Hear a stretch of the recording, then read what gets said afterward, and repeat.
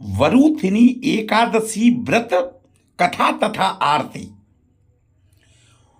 वैदिक पंचांग के अनुसार वैशाख माह के कृष्ण पक्ष की एकादशी तिथि पर वरूथिनी एकादशी व्रत किया जाता है। 2025 में यह वरूथिनी एकादशी तिथि 23 अप्रैल 2025 को शाम 4:43 से शुरू होगी। वही इस तिथि का समापन 24 अप्रैल को दोपहर 2:32 पर होगा। इस प्रकार 24 अप्रैल 2025 को वरूथिनी एकादशी का व्रत किया जाएगा और यह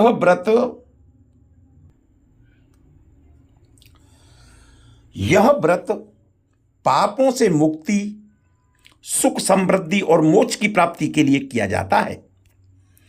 इस व्रत को करने से मनुष्य के सभी पाप नष्ट हो जाते हैं और उसे मोक्ष की प्राप्ति होती है। वरूथिनी एकादशी का व्रत करने से घर में सुख शांति और समृद्धि आती है। भगवान विष्णु की कृपा, यह व्रत भगवान विष्णु को प्रसन्न करने के लिए किया जाता है और उनकी कृपा इस व्रत को करने से बनी रहती है। इस व्रत के प्रभाव से व्यक्ति को मृत्यु के बाद मोक्ष की प्राप्ति होती है। वरूथिनी एकादशी का व्रत करने से व्यक्ति को कन्यादान के बराबर पुण्य फल प्राप्त होता है। क्यों की जाती है एकादशी की व्रत?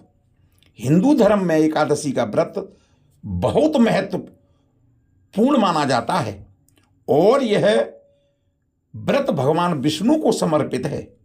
एकादशी का व्रत करने से पापों से मुक्ति मिलती है और पुण्य की प्राप्ति होती है। यह व्रत से सुख समृद्धि आती है और मोक्ष की प्राप्ति होती है। वरूथिनी एकादशी का व्रत हिंदू धर्म में बहुत महत्व रखता है और इसे पाप मुक्ति, सुख समृद्धि और मोक्ष की प्राप्ति के लिए किया जाता है। यह व्रत भगवान विष्णु को समर्पित है और इसको करने से भगवान विष्णु की असीम कृपा भक्त के ऊपर बनी रहती है। वरूथिनी एकादशी की बहुत बहुत शुभकामनाओं के साथ आगे आप सुने वरूथिनी एकादशी की व्रत कथा और उसके बाद आरती। बोलो एकादशी माता की जय। धर्मराज युधिष्ठिर ने कामदा एकादशी की कथा एवं महत्व प्रभु की श्री कृष्ण के मुख से सुनकर के वो तृप्त हो गए और भगवान श्री कृष्ण से इस एकादशी के पश्चात आने वाली एकादशी के बारे में जानने की जिज्ञासा जताई।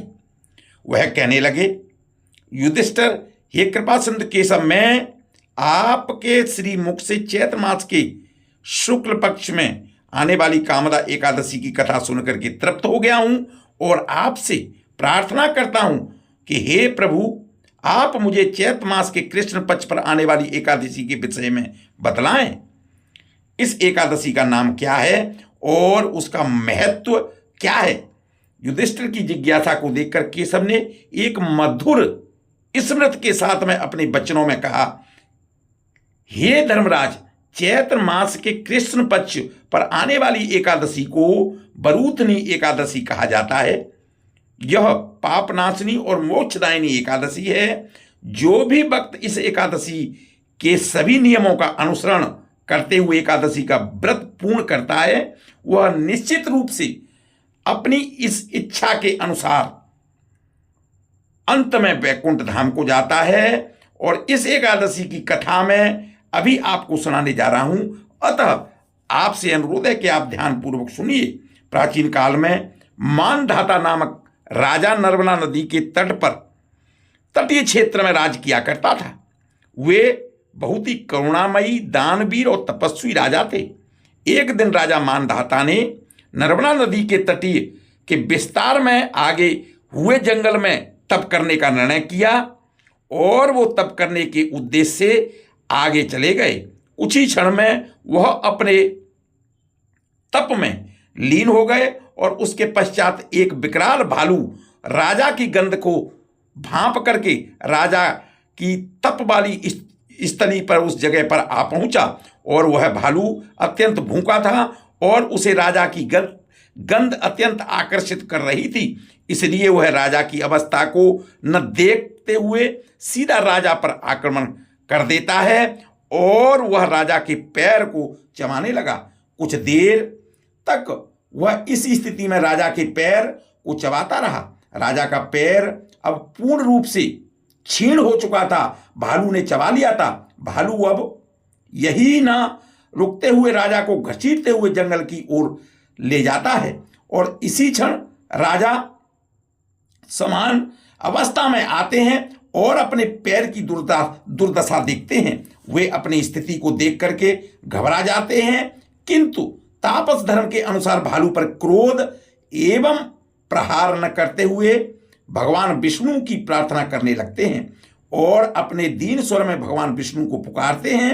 राजा की दीन पुकार सुनते हुए भगवान विष्णु वहां प्रकट होते हैं और अपने सुदर्शन चक्र से भालू के सिर को धड़ को अलग कर देते हैं। राजा अपनी दशा को देख करके बेहोश शोकातुर हो जाते हैं। भालू राजा का पैर पहले ही खा चुका था।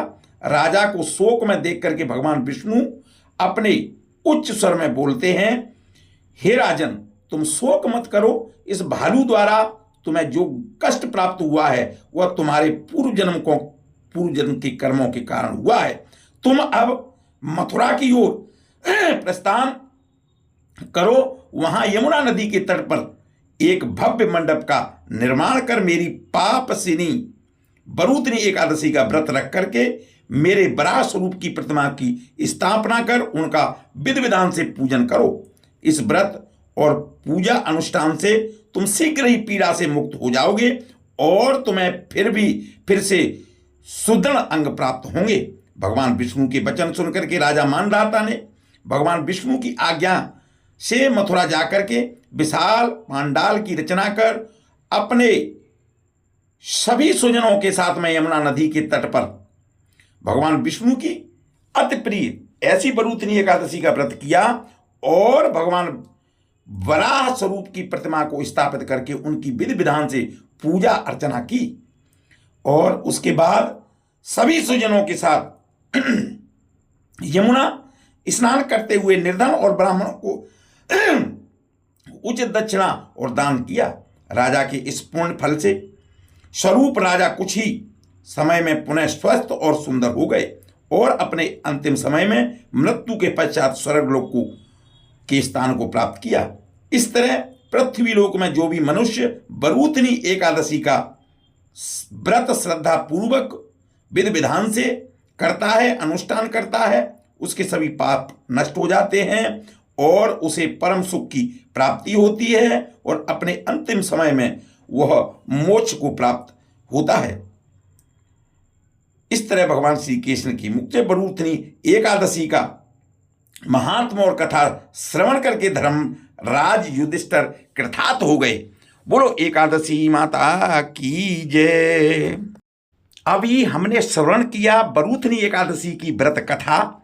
अब हम जानते हैं कि एकादशी के व्रत की विशेषता क्या है और उसके लाभ क्या हैं और उसके साथ विष्णु भगवान का मंत्र। धार्मिक शास्त्रों के अनुसार हर माह की 11वीं तिथि को एकादशी का व्रत उपवास किया जाता है। यह व्रत 3 दिनों तक चलता है। इसमें 10वीं तिथि की रात्रि से व्रत के नियम को लेकर के 11 के दिन उपवास रख करके द्वादशी तिथि के दिन पालन के पश्चात ही व्रत को पूर्ण माना जाता है। एकादशी का व्रत श्री भगवान विष्णु के भक्त उनके आशीर्वाद पाने की कामना से करते हैं और स्मार्त और वैष्णव संप्रदाय के लोग इस एकादशी का व्रत करके भगवान श्री नारायण विष्णु को प्रसन्न करने के लिए उपवास करते हैं और उनकी भक्ति में रम जाते हैं। आइए हम जानते हैं कि 11 व्रत की विशेषताएं लाभ क्या हैं। वर्ष भर सभी एकादशी अपने पापों को नाश करने वाली मानी जाती हैं। इस दिन भगवान विष्णु का पूजन तथा विधान करने से पुण्य की प्राप्ति होती है। एकादशी का दिन पितरों को मुक्ति देने के लिए बहुत खास है, क्योंकि जिन पितरों को मोक्ष प्राप्त नहीं होता है उनके लिए इस दिन एक लोटे पानी में थोड़े से काले तिल मिलाकर के दक्षिण दिशा की ओर मुख करके पितृ तर्पण करने से पितरों को मोक्ष की प्राप्ति होती है।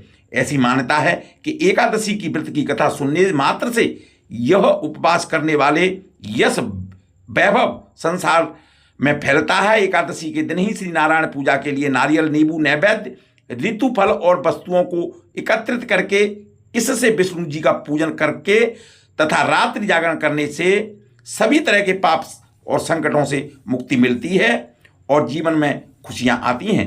एकादशी का व्रत रखने वाले भक्तों पर श्री विष्णु की कृपा बरसने से उनके पितरों के लिए मोक्ष के द्वार खुल जाते हैं।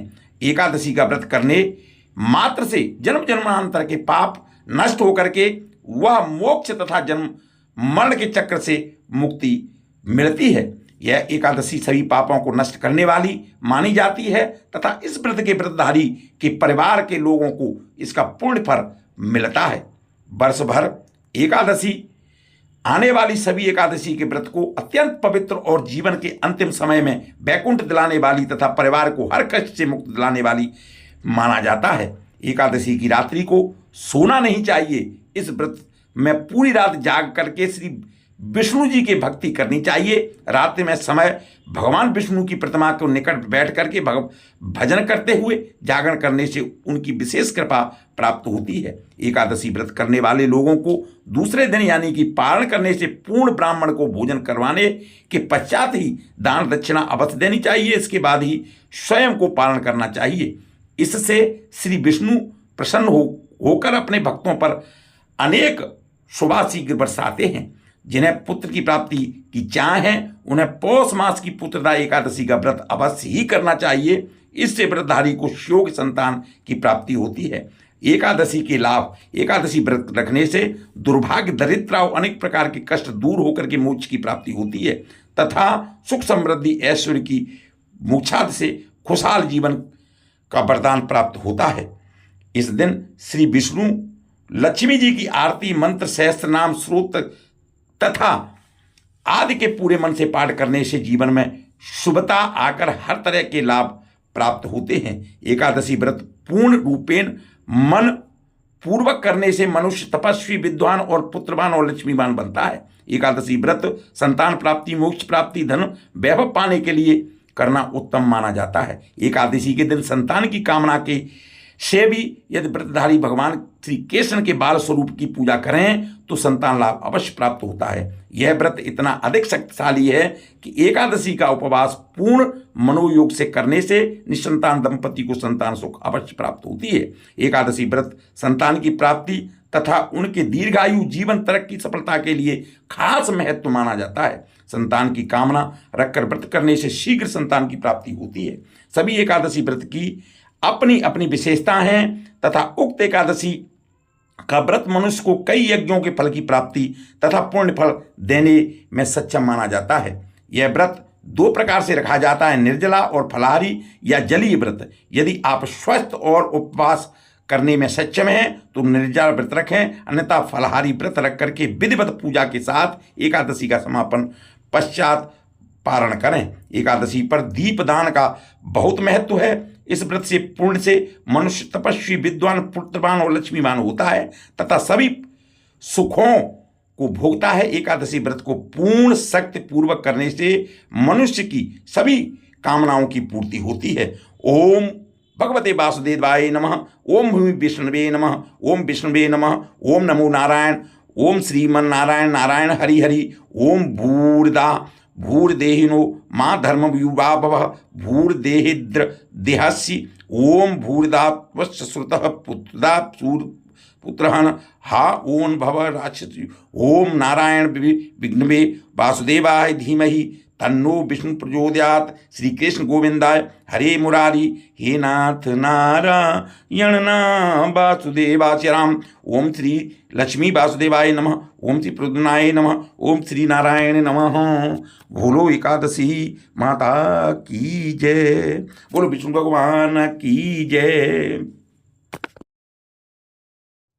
एकादशी माता की आरती।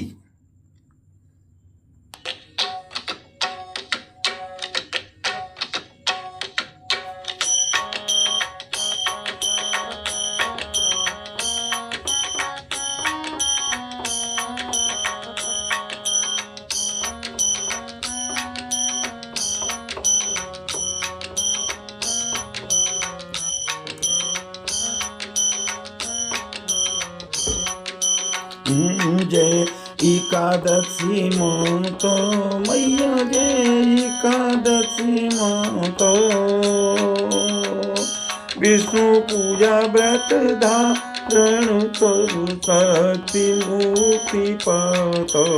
ओम जय एकादशी मातो। तेरा नाम बिना देवी भक्ति प्रदान करनी मैया भक्ति प्रदान करनी। गण गौरव की देनी माता गण गौरव की देनी माता शास्त्रों में भरनी।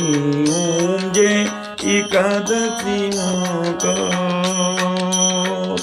मार्गशीर्ष के कृष्ण पक्ष की उत्पन्ना विश्वतारिणी जननी मैया विश्वतारिणी जननी। शुक्ल पक्ष की कोई मोक्षदा शुक्ल पक्ष की कोई मोक्षदा मोक्षदाता बने आई। ओम जय एकादशी माता। ओ कृष्ण पक्ष की सफुला नामक है सफुला नामक है। स्वकल पक्ष में कोई पुत्र दास सकल पक्ष में कोई पुत्र दास आनंद अधिक रहे। ओम जय एकादशी माता। नाम सठितिला माघो मास में कृष्ण पक्ष आवे मैया कृष्ण पक्ष आवे। शुक्ल पक्ष में जया कहवे शुक्ल पक्ष में जया कहवे। विजय सदा पवे। ओम जय एकादशी माता। विजया फाल्गुन कृष्ण पक्ष में शुक्ला अमल की शुक्ला अमल की। पाप मोहिनी कृष्ण पक्ष में पाप मोहिनी कृष्ण पक्ष में। चैत्र महाबली की ओम जय एकादशी माता। चैत्र शुक्ल में नाम कामुदा धन देने वाली धन देने वाली। नाम बरुथनी कृष्ण पक्ष में नाम बरुथनी कृष्ण पक्ष में। बैसाख मावली ओम जय एकादशी माता। शुक्ल पक्ष में होई मोहिनी अपुरा ज्येष्ठ कृष्ण पक्षी मैया कृष्ण पक्ष पक्षी।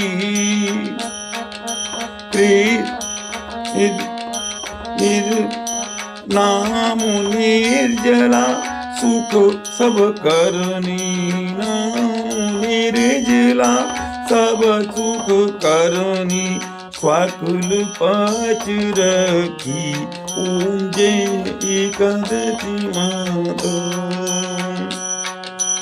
योगिनी नाम आषाढ़ में जानो कृष्ण पक्ष करनी मैया कृष्ण पक्ष करनी। देव सैनी नाम का कहायो देवसैनी नाम कहायो स्वकुल पच धरणी ऊंजे एकादशी माता कामिका श्रावण मास में आवे कृष्ण पक्ष कहिए मैया कृष्ण पक्ष कहिए श्रावण शुक्ला कोई पवित्रा श्रावण ही पवित्रा आनंद से रही ओम जय एकादशी माता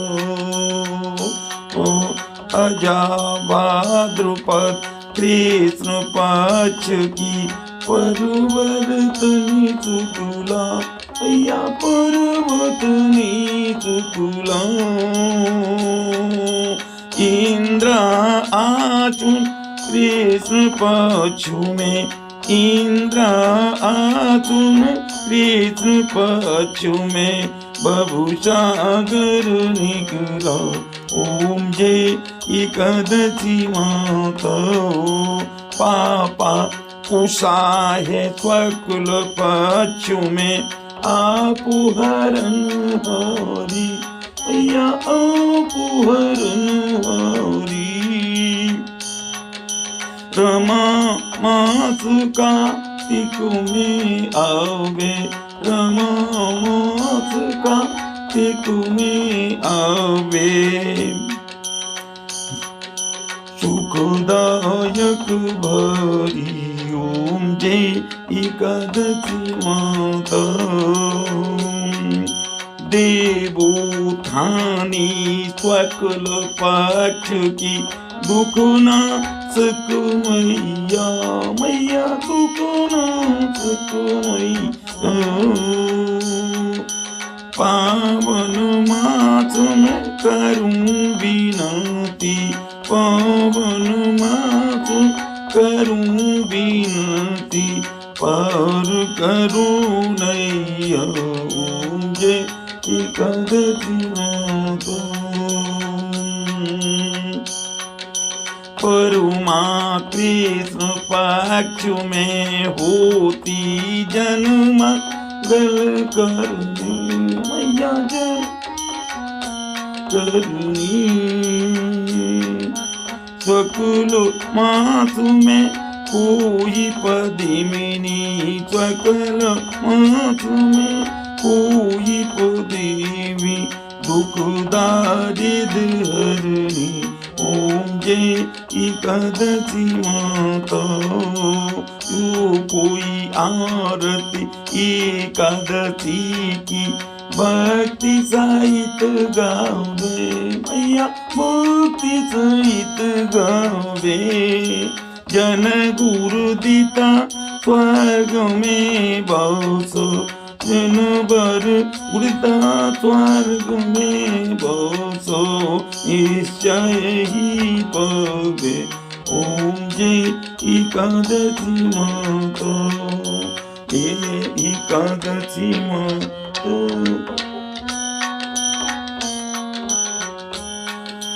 भक्ति पूजा व्रत धारण कर शक्ति मुक्ति पथ ओम जय एकादशी माता बोलो एकादशी मैया की जय बोलो बरतनी एकादशी की जय बोलो श्री कृष्ण भगवान की जय बोलो विष्णु भगवान की जय बोलो लक्ष्मी माता की जय। प्रभु दर्शन चैनल पर इस प्रकार की जानकारियां अनेक त्योहार और उत्सवों की पौराणिक कथाएं हिंदू धर्म ग्रंथ हिंदू शास्त्रों की जानकारी सनातन धर्म के प्रमुख ग्रंथों में जिनकी दो भागों में बांटा गया है श्रुति और स्मृति जिनमें वेद उपनिषद गीता रामायण महाभारत पुराण स्मृतियां आदि शामिल हैं। श्रुति वेद ऋग्वेद यजुर्वेद सामवेद अथर्ववेद उपनिषद ब्रह्मसूत्र स्मृति पुराण महाभारत रामायण भगवत गीता स्मृतियां आगम शास्त्र, भारतीय दर्शन शास्त्र के 6 अंग, साक्य, योग, न्याय, वैशेषिक, मीमांसा और वेदांत, सनातन धर्म के महत्वपूर्ण त्योहार और उत्सवों की जानकारी तथा उनकी पौराणिक कथाएं, सनातन धर्म के सभी त्योहार, उत्सव, धार्मिक स्थलों की जानकारी के लिए देखते रहिए प्रभु दर्शन चैनल। यदि आप पहली बार देख रहे हैं तो आपसे अनुरोध है, चैनल को लाइक करें, सब्सक्राइब करें, नोटिफिकेशन के लिए ऑल का बटन दबाएं और खुद श्रवण करें और लोगों को भेजें। सनातन धर्म को आगे बढ़ाने में, प्रचार प्रसार में मेरा सहयोग करें। नमो राघव।